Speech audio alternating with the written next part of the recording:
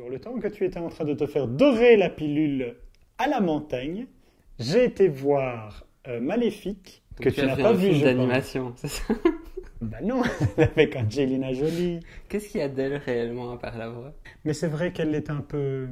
Très carré, quoi. Oui. Ouais. Ça commence à se demander si elle n'est pas peinte en vert pour ensuite faire un effet d'incrustation. Nos pires voisins, c'est le film, je pense, que l'on attend depuis des mois. Zac Efron en étudiant attardé. Je me réjouis qu'il sorte pour aller courir le voir. Mais tu peux courir pour aller le voir. Oui. Oui, Pourquoi? j'ai ri. C'est vrai? Surprenant, attention, une croix dans l'agenda quelque part. Donc voilà. Nicolas rit. Devant un gros truc bien balourd, bien potache. Oui, oui, oui. Il y a une mise en place qui est telle qu'on rentre dedans, ça fonctionne bien, c'est très potache, c'est assez drôle. On a envie qu'il y en ait plus, donc on a un couple de comédiens qui surjouent, mais juste ce qu'il faut. Et puis en face d'eux, on a cet éternel cliché incarné par Zac Efron. Le voisin trentenaire, un peu gros, gras du bide, lorsqu'il le voit, dit mais ce n'est pas possible, ce type a été créé dans un laboratoire d'homosexuels. Ce qu'il y a d'assez intéressant, c'est le rapport au corps et le rapport à la sexualité. Et un certain sous-texte dans le film. Donc on a Zac Efron. Même dans nos pires voisins, il va trouver des choses intelligentes à dire.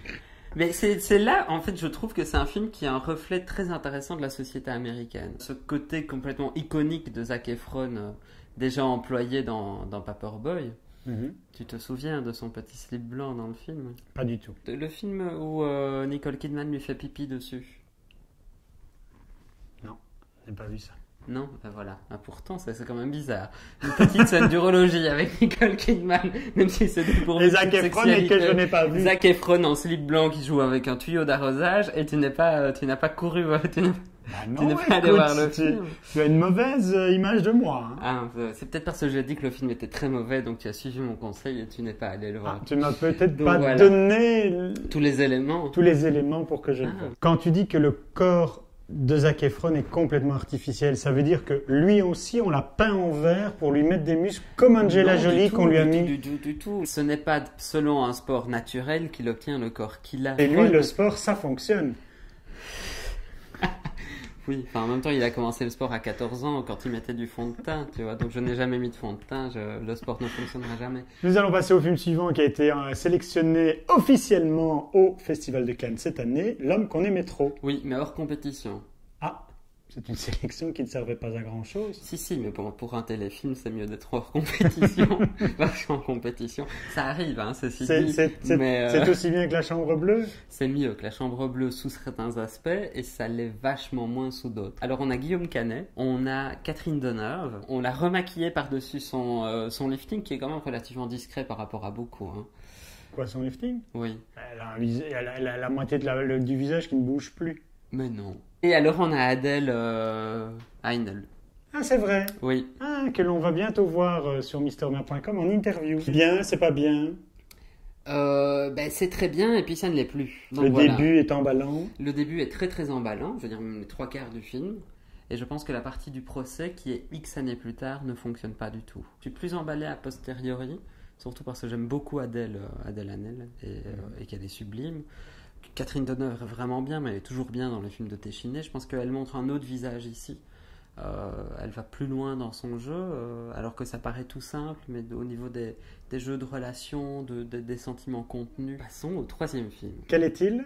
The Way He Looks. Et alors? De Daniel Ribeiro.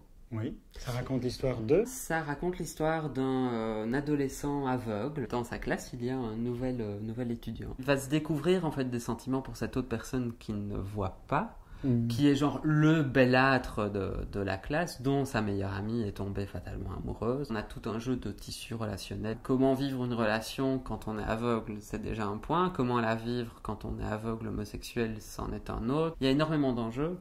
Et des enjeux qui sont là au-delà simplement aussi de l'homosexualité, donc ça fait un film universel, mais avec une thématique singulière. C'est traité avec beaucoup de pudeur, mais en même temps sans détour. C'est très juste, c'est très drôle aussi, il y a une vraie bonne rythmique, Et le film ne sortira pas en Belgique.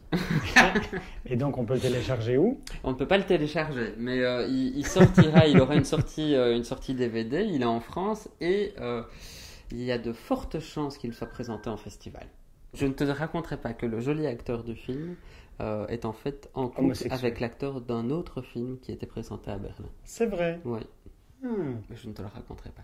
Bon, Nicolas, je vais quand même te reposer la même question que je t'ai posée au début de cette émission. Quel est ton film préféré de cette semaine? Je refuse non, ça va être The Way He Looks, mais pas pour les raisons d'homosexualité, vraiment parce que c'est un film. Pour moi, je trouvais qu'à Berlin, il aurait dû être en compétition et pas au panorama. Maintenant, si on doit s'arrêter aux sorties belges, c'est un duel entre deux films, c'est ça, entre Le Téchiné et une grosse production américaine. Oui. Et tu veux me faire dire ce que je n'ai pas envie de dire. Voilà, c'est gagné. Yes. Allez, on se quitte pour cette semaine. On se retrouvera mercredi prochain pour un nouveau numéro d'un grand moment de cinéma. Ou pas.